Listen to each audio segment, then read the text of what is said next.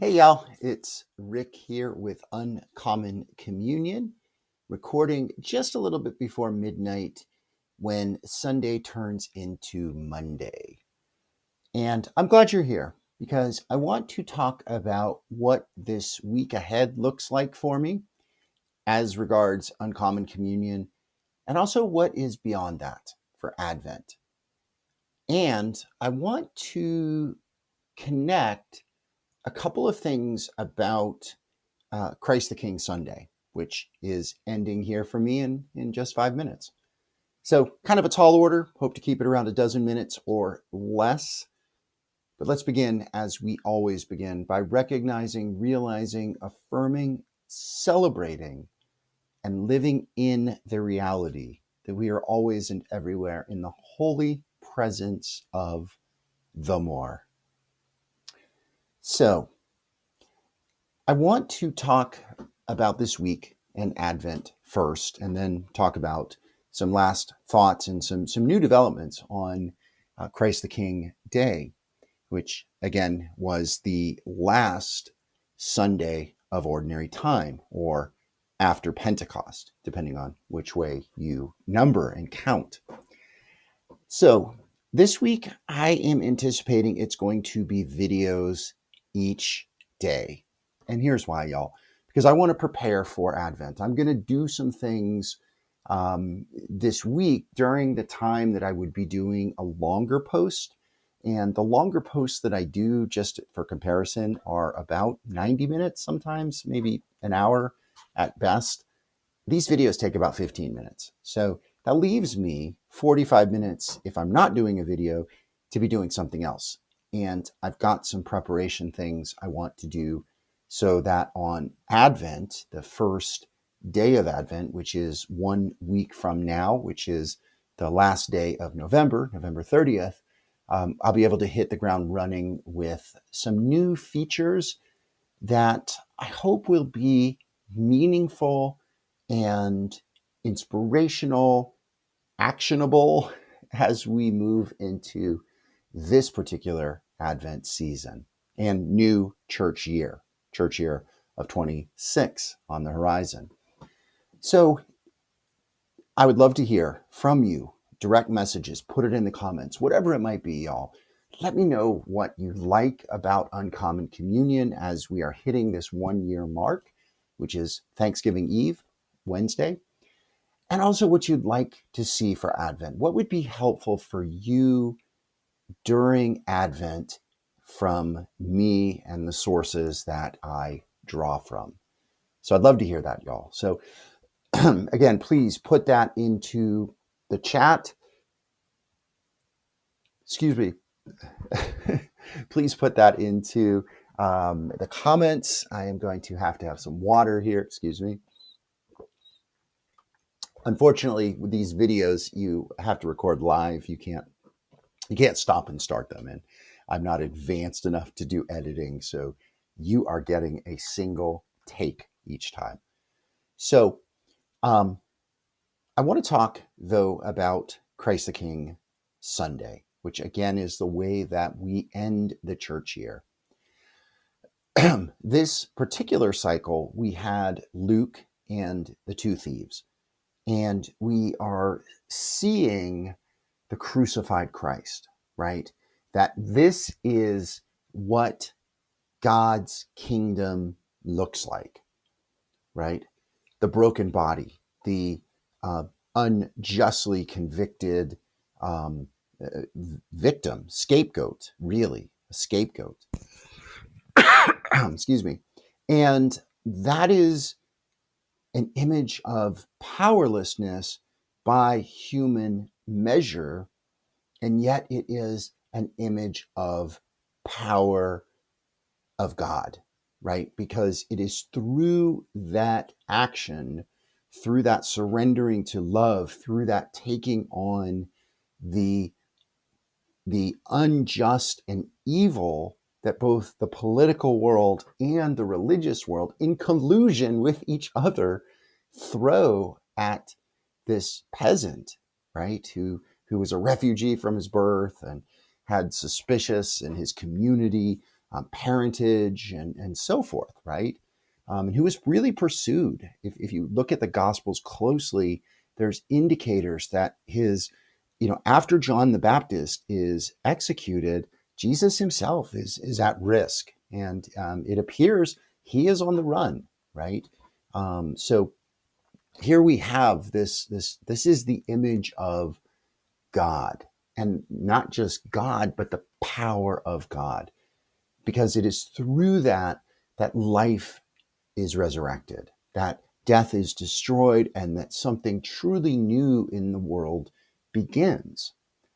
So, what did we have on Christ the King Sunday? Well, we had T. Rump putting out an image again of him as a king. And I found out about this through Aaron Parnas's late video on Sunday, and I'm going to share a link to that.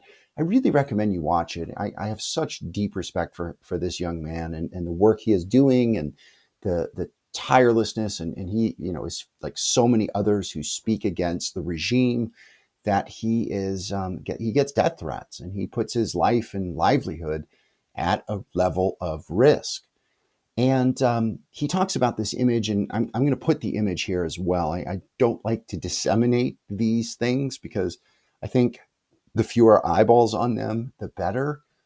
But the reason I'm doing it is because of the absolute lack of any sort of respect for the liturgical calendar, right? Now, in one sense, I am not surprised, because this is coming out of the religiosity that supports T. Rump and the MAGA movement, and all of the cruelty and violence and oppression and fascism, all of that. It's coming out of a very evangelical way of following following Christ, following Jesus, right? And the Bible is it. It is all about the Bible. And the more sacramental ways of following Christ, the more liturgical ways, which would be the Roman Catholic Church, the Eastern Orthodox Church, and the mainline Protestant denominations, right? Methodism and Episcopalian and Lutheran and a few others, they are much more interested in the incarnational, and therefore the aspects of God and Christ in time and space, right? And time and space converge, as we planetary pilgrims recall and celebrate and orient ourselves in. Time and space come together in the calendar, right? Right? The solar calendar, the lunar month, all of these are based on fixed and repeatable and regular patterns. And our calendar, the 365 and a quarter days, the calendars I have on my wall here, are all connected to that in one way. Now, they're not the only ways of measuring. Lunar calendars exist. The Jewish people and the Muslim people follow a lunar calendar. The liturgical calendar is primarily a solar calendar, and yet it grounds us, is what it does. And to put out a meme, an image on all on Christ the King, it's just so stunning, right? So we have an image of an icon of Christ on the cross, and we have an icon of Donald Trump, who is revered truly by some as a Messiah, and certainly as a cult leader, a messianic, powerful figure, right? We have that image that he is supporting. He is putting this forward, right? And as Aaron Parnas reminds us, he is also continuing to make threats against Congress people, threats against others, threats for violence, right? So just the contrast is so stunning. And again, another reason is January 6th, right? It breaks my heart and troubles me deeply that in this country, Epiphany will always be linked now to that dark day in American history. I think one of the darkest days, quite frankly. And anyone who says otherwise is deluded as to what transpired that day and the meaning and the danger of that. All right, y'all, I want to wrap up here with a few words that I also think connect as well. And it is the show on Apple TV Plus, Pluribus. I just started watching it. I think it's a few episodes have dropped. I just watched the first 2 episodes last night and tonight. Shout out to Father Joe for turning me on to it. Really interesting stuff. And I think it is TV that speaks to this moment, right? Andor, which as listeners and viewers will know, I was really into, and I still think is just remarkable. Comes at this time, at our time period, in one way, the more political aspect, the more the rise of fascism, and how do you resist this, and what does a rebellion look like, and so on and so forth, and does it brilliantly. Pluribus is coming at our culture and the idea of happiness, right? And the idea of individuality versus the collective. And it is, I think, just a fascinating show. It's very sci-fi. What I like about the sci-fi is, and this has always been the kind of sci-fi I like the best. I've never been into, galaxies and, space operas and, things like that, and wizards and warriors. It just is tough for me to wrap my mind around. What I've always liked, though, is, and horror can do this as well, where you take our world as we know it and you flip something, you turn something. And in the case of Pluribus, it's a virus that comes from space. It infects us and gives almost all, except for 12 people, we find out, everyone in the world, this hive mind, but this happiness and this bliss and this collective. And it is a fascinating show so far. Really well done. The director and the creator is the same guy that did Breaking Bad and Better Call Saul. 2 shows that I never watched, but I know had a lot to say and a lot of really well done production, the visuals and the music and the acting and so forth. So I'm interested to see what comes out of the show and to see how it continues to comment and ways that I can continue to work that into this podcast and the writing, and especially as we enter into a new season of the church year. All right, y'all. Didn't keep it under 12 minutes. Sorry about that, but I will wrap it up with the Serenity Prayer as we usually pray.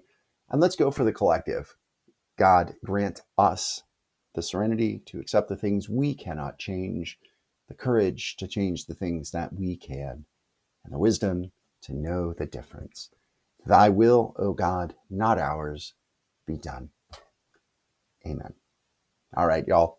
We'll be back with you tomorrow. Again, I think it's going to be videos all week just to save some time, just to get ready for the holiday, of course, Thanksgiving. I want to spend some time with the fam and maybe see a movie or two, read a couple books. But I also want to prepare so that a week from now, when we begin Advent, we really enter into it. So, all right, y'all, blessing and good. Be bold, be well, hold fast, y'all.